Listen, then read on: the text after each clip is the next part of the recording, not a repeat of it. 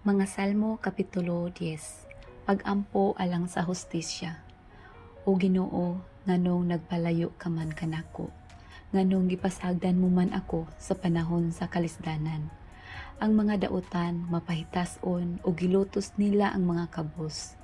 Maunay unta sila kabitik sa ilang kaugalingong litag. Ang taong dautan nangandak sa iyang dautang mga tinguha ug ang hakog nagtunglo ug nagsalikway sa Ginoo. Tungod sa garbo sa taong dautan, wala siya muila sa Ginoo ug muingon siya, walay Dios. Ang taong dautan mulampos kanunay sa tanan niyang buhaton. Dili siya makasabot sa mga paagi sa Dios ug biay-biayon niya ang iyang mga kaaway. Naghuna-una siya nga dili gayud siya mapakyas o makatagamtam og pag-antos. Kanunay siyang manunglo, mamakak og manghulga og dali ra siyang makasulti og mga pulong nga sakit og dautan. Sa mga balangay mangatang siya og sa mga dapit nga awaaw patyo niya ang mga inosente. Maniid siya sa hilom sa iyang patyonon og magatang sama sa leon didto sa iyang taguanan. Mangatang siya aron pagdakop sa mga kabos og sa dihang madakpan na niya sila iyang guyuron.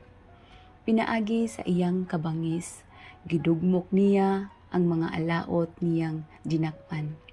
Naghuna-huna siya nga nagpakabuta-bungo lamang ang Dios mahitungod niini.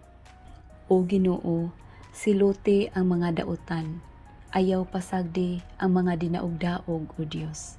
Nganong gisalikway man sa mga dautan ang Dios, nganong nag-ingon man sila nga dili sila silutan, apan wala ka magpakabuta-bungol o Ginoo.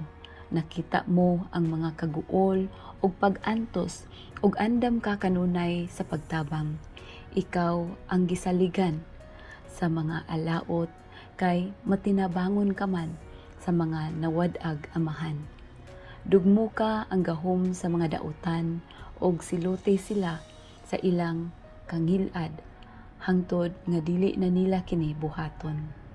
Ang Ginoo hari hangtod sa kahangturan ug puuhon niya ang wala mutuo kaniya.